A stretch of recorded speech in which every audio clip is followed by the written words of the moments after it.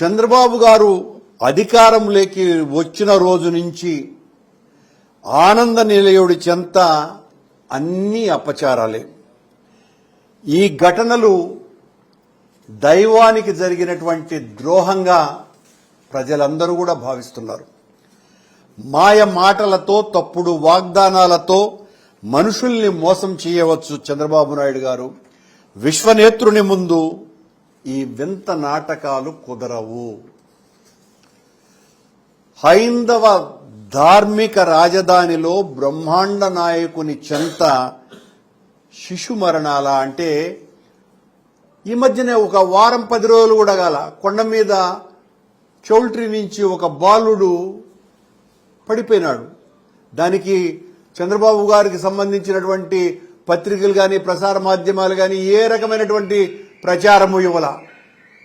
ఎందుకు చనిపోయినాడు, ఎలా చనిపోయినాడు, అసలు ఈ దుర్ఘటన జరగటం ఏంటి?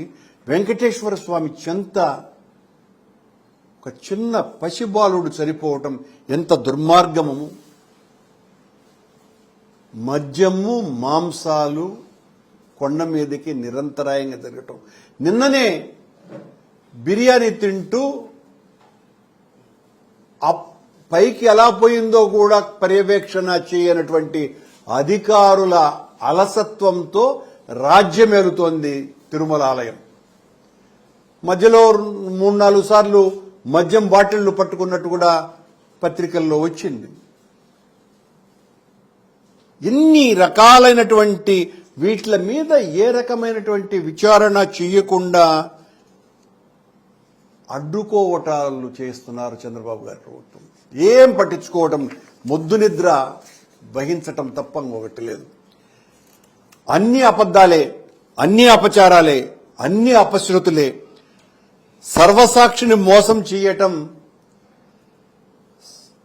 సామాన్యునికి అంటే చంద్రబాబు గారికి వీలవుతుందా? సాధ్యం కాదు. మీరెన్ని మాయమాటలు చెప్పినా సర్వసాక్షి అయినటువంటి ఆ పరమేశ్వరుడైన వెంకటేశ్వర స్వామి మీ పాప భండారాన్ని బద్దలు కొట్టడానికే ఆయన ఖచ్చితంగా మీరన్నారు, మేము పాపాలు చేసినాము, మా పాపాలనన్నింటినీ కడిగి పారేస్తాను అన్నటువంటి చంద్రబాబు నాయుడు గారు ఈరోజు మీ పాపాల పుట్ట కొండగా మారుతోంది. వైకుంఠ ఏకాదశి పర్వదినాన్ని దర్శించుకోవటానికి వచ్చినటువంటి భక్తులకు సరైనటువంటి ఏర్పాట్లు చేయకుండా బంధుల దొడ్డిలో తోసినట్టు ఒక పార్కులో తోసేస్తారండి. అప్పటికి దాదాపు 10 గంటల పాటు వాళ్ల మలమూత్రాలకు కూడా పోవటానికి వీలు లేకుండా చేసేసి, వాళ్ళ కనీసం తాగటానికి నీళ్లు కూడా లేకుండా చేసి, ఒక్కసారిగా క్యూ లైన్లలోకి వదిలేయటం. ఆ తొక్కిసలాటలో 6 మంది మరణించటం, 51 మంది. అది కేవలం ఒక చోటనే జరిగినటువంటి విషయం కూడా కాదు. విష్ణు నివాసం దగ్గర జరిగినటువంటి సంఘటనలో మరొక వ్యక్తి కూడా మరణించినారు. మిగతా చాలా చోట్ల తొక్కిసలాటలతోనే జరిగింది. ఎవరు బాధ్యులు? బాధ్యత తీసుకోవాల్సినటువంటి వ్యక్తి చంద్రబాబు నాయుడు గారు, ముఖ్యమంత్రిగా ఉన్నటువంటి వ్యక్తి. ఏ బాధ్యత తీసుకోవాలా? ఆయన ఏదో తూతూ సమీక్ష చేసి అసలు దీనికి ప్రధానమైనటువంటి కారణమైన ఈవో, కొండ మీద అడిషనల్ ఈవో, కలెక్టర్ వీళ్ల మీద చర్యలు తీసుకోకుండా తూతూ మంత్రంగా ఎస్పీని ట్రాన్స్ఫర్ చేసి ఆ కింది స్థాయి అధికారులనిద్దరిని సస్పెండ్ చేసి, ఆయన సమీక్ష చేసిన తర్వాత తనకు కావాల్సినటువంటి మీడియాలో కూడా ఏ రకంగానూ కూడా ఆ తర్వాత తిరుమలలో ఒక సంఘటన జరిగింది అన్నటువంటి విషయాన్ని కూడా పూర్తిగా మరుగున పెట్టేశారు. ఎంత దారుణం!